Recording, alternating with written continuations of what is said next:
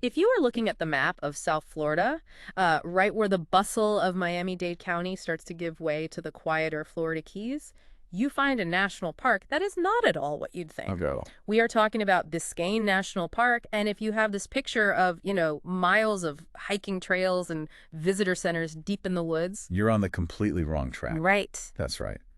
When we talk about Biscayne, we are talking about an aquatic sanctuary. I mean, this park protects a vast area, 172,971 acres. But here's the detail that changes everything. Okay. Roughly 95% of that entire area is water. Wow. 95%. It's a park of massive contrasts, and it protects what's essentially the entire marine cross-section of this region. So that immediately establishes our mission here, to understand what makes a water-dominated park right on the edge of a huge city so critically important and, so unique. So what exactly is protected, if most of it is liquid? Well, if you imagine moving east from the Florida mainland out toward the Atlantic, you cross four distinct, absolutely crucial ecosystems, and each one protects the next. Okay. What are they? Starting at the shore, you have the Florida mangroves, a dense green fringe. Next, you move into the wide, shallow waters of Biscayne Bay itself.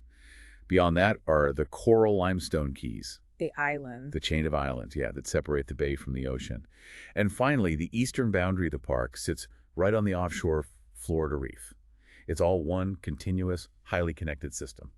Let's pinpoint the geography. When you say south of Miami, how far are we talking and what are these keys really like? The park stretches south from just below Key Biscayne, and it goes all the way to the northern border of Key Largo.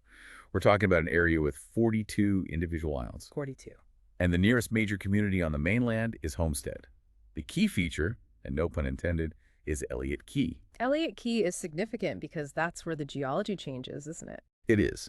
Elliott Key is the largest island, and it's the northernmost of what are called the true Florida Keys. What does true mean in this context? It means it was formed from fossilized coral reef. That makes it different from the islands further north, which are more of a mix of sand and coral. The entire park boundary is just deeply tied to the seafloor. Its eastern limit is the 10-fathom line. Okay, we have to clarify that. For anyone not familiar with nautical charts, the 10-fathom line is a water depth of 60 feet, right? Exactly. It marks where the deep ocean really starts. It's the edge of the continental shelf there. And inside that reef barrier lies the bay. And the bay is shallow. Incredibly shallow. It averages only 10 feet deep. And this semi-enclosed, shallow nature is why it's such a massive marine nursery. So, and this is critical if you're planning a visit, this water dominance dictates everything. Where can you even set foot, besides swimming? Well, unless you are at the Convoy Point Visitor Center, the Dante Facel Visitor Center on the mainland, you need a boat, period. A boat is a must. The islands, the reefs, almost the entire park. It's all only accessible by water, whether it's your own boat or a park tour. For boaters, Miami-Dade County has 4 marina parks nearby, including one right next to the park headquarters, which makes it a really popular spot. Now that we've charted the waters, let's pivot into the deep currents of human history here, because this area has served some radically different purposes over the millennia. Where does that story begin? It begins about 10,000 years ago with what's known as the Glades culture. But you have to remember, sea levels were much lower then. A lot of what's now the bay bottom was actually dry land. As the seas rose, we see a transition to the Tequesta people about 4,000 years ago. And the Tequesta were a civilization utterly defined by the water. Precisely. They were a settled community, but unlike many native tribes who relied on agriculture, the Tequesta subsisted almost entirely on sea life. Fish, shellfish, you name it. And then the Spanish arrived. Right, in the 16th century. And that ultimately led to their disappearance. And with the Spanish, this passage, it didn't become a paradise. It became a graveyard for ships. One of the most dangerous shipping lanes in the world. It was right along the route of the Spanish treasure fleets. You had shallow reefs, sudden storms, and really poor navigation. It was a disaster waiting to happen. Our records show 44 documented shipwrecks just within the park boundaries. 44. Spanning 4 centuries. It's a huge part of the area's identity. And where you find valuable cargo and isolation, you find pirates. The sources tell this fascinating, almost mythical story about Elliott Key and a pirate named Black Caesar. It is a phenomenal tale. Elliott Key had this reputation as the perfect hidden base. And what's really fascinating is that local lore suggests the island was used by not one, but 2 different pirates named Black Caesar in the 18th century. Wait, 2 of them? 2 different men, same name. It just highlights how ideal this remote location was for, clandestine operations. Okay, let's fast forward a bit, past the piracy. By the late 19th century, the Keys became farmland. Viable, but very difficult farmland. And this is where the truly incredible story of the Jones family begins. It's absolutely critical to the park's foundation. How's this about them? Israel Lafayette Jones. He was an African-American property manager who somehow managed to purchase both Porgy Key and Old Rhodes Key in the late 1890s. That must have been an incredible achievement at the time. A remarkable feat, yes. I mean, given the obstacles in Jim Crow-era South Florida, and despite the rocky Coral Bay soil, he became a major lime producer, a very successful one. And his sons, Lancelot and Arthur, they adapted that legacy. They did. As South Florida changed, they switched from farming to guiding. They became these expert navigators and fishing guides for a new wave of wealthy visitors. The playground of the elite. Exactly. The Keys went from working farms to this secluded, exclusive retreat from Miami's high society. You had Carl G. Fisher, the guy who basically built Miami Beach. Right. He established the Cocolobo Cay Club on Adams Key in 1922. And the guest list for that club reads like a secret history of American politics. It really does. We know it hosted Presidents Harding and Hoover. Later, future presidents like Kennedy, Johnson, and Nixon all used it as a private getaway. And the Jones brothers were the quiet experts guiding them through the bay. But right in the middle of this era of leisure, the Keys were pulled into global conflict. It's hard to imagine, but this area was used for Cold War training. It's an almost unbelievable detail.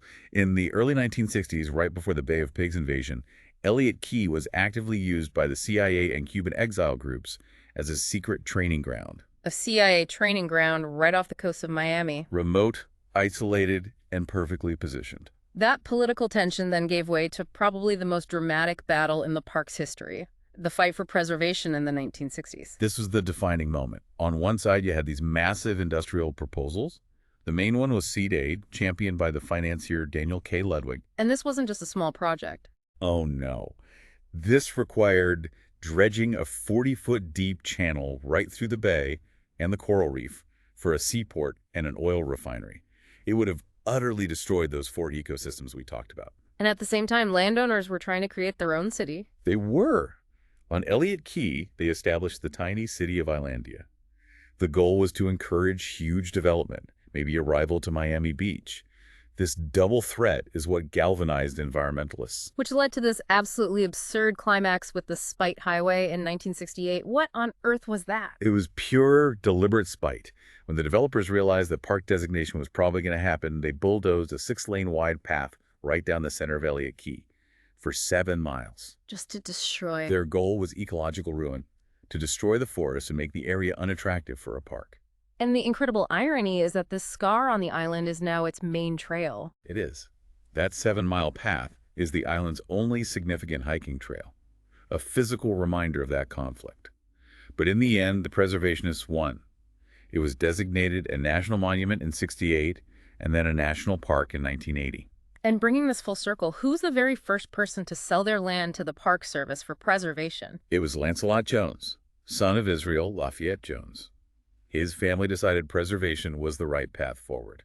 So if we're visiting this place today, what's the actual experience like? We know we need a boat, but what do we do when we get there? Well, the core activities are all water-based. Boating, fishing, kayaking, snorkeling, scuba diving. It's important to know, personal watercraft are strictly prohibited, which helps keep the bay quiet. Which islands have facilities for people to use? Boca Chica Key is the most visited. It has a campground, picnic areas, and Mark Honeywell's beautiful ornamental lighthouse made of coral rock. Can you go up in it? Occasionally, yeah. Yeah. Elliott Key, the largest, has a ranger station, boat slips, and the campground for that Spite Highway path. And then Adams Key is just a day-use area. And for those who want to literally dive into the history, there's the Maritime Heritage Trail. This is one of the real gems of the park system. It's the only official underwater archaeological trail in the National Park Service. An underwater trail. You can dive on a graveyard of ships. There are famous wrecks like the Aratune Apcar from 1878. But for snorkelers, the wreck of the Mandalay, which sank in 1966, is in shallower water and is extremely popular. And of course, there's Stiltsville, the houses on stilts in the bay. An enduring symbol. It started in the 1930s, and it got a reputation during Prohibition as a remote spot for gambling. Today, after so many storms, only 6 shacks survive. and the Park Service is preserving them for educational use. It's this unique piece of South Florida heritage. Let's shift our focus to the ecology, the living laboratory. We keep mentioning the mangrove fringe. Why is that small land area so important? That mangrove swamp is the longest continuous stretch on Florida's entire east coast, and its function is, you just can't overstate it. It's known as the nursery of the South. The nurse. Because the dense roots provide safe habitat for the juvenile stages of countless fish, mollusks, and crustaceans. And beyond that, mangroves are global powerhouses. They sequester 2 to 3 times the carbon of terrestrial forests. It's a huge conservation success story for species like manatees and sea turtles, too. Manatees love the quiet, warm bay waters, and sea turtles mostly loggerheads nest on the island beaches.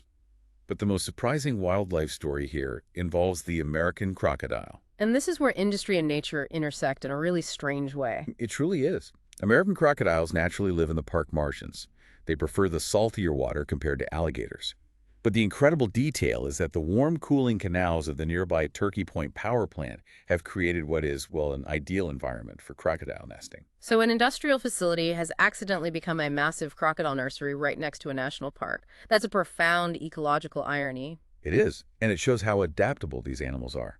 And beyond the crocodiles, the park is a critical refuge for some critically endangered insects and plants. Like what? The shouse, swallowtail butterfly, and even more vulnerable, the Miami blue butterfly, which everyone thought was extinct after Hurricane Andrew. A surviving population was found right here. For plants, there's the semaphore prickly pear cactus. They thought only 20 were left in the world. Wow. But a population of 570 was found on one remote island in the park. So what are the major threats to all of this life, especially on the reefs? Well, all coral species are protected, but they're under chronic stress. Biologically, you have invasive species, especially the predatory lionfish. We're also fighting invasive plants like Brazilian pepper and animals like iguanas and pythons near the boundaries. And the direct physical impact from visitors is also a major issue. Tragically so. The big problem is vessel groundings and propellers, scarring the seagrass beds in the shallow bay. We document more than 200 of these incidents every year. And those scars don't just heal quickly. Not at all. They can take up to 15 years to fully regrow. And that seriously degrades the bay's function as a nursery. As we wrap up, we have to acknowledge the one force that has always defined this environment: the tropical climate. The park is a system adapted to storms, but they are destructive. Hurricane Andrew in 1992 passed directly over the area. It generated a 17-foot storm surge that just reshaped everything. These cycles are part of life here, but they become existential threats when combined with other changes. And that leads us to the biggest challenge facing Biscayne National Park today, a challenge tied entirely to its geography: sea level rise. It is the defining threat. Given that only 5% of the park is land, and that land is barely above sea level, the projections are stark. The Park Service projects that much of the park's low-lying land area will be permanently lost in the next 200 years. If we look at the immediate projections, the sea level in Biscayne Bay is expected to rise between 9 and 24 inches by 2060. Which means the park is essentially shrinking, vertically.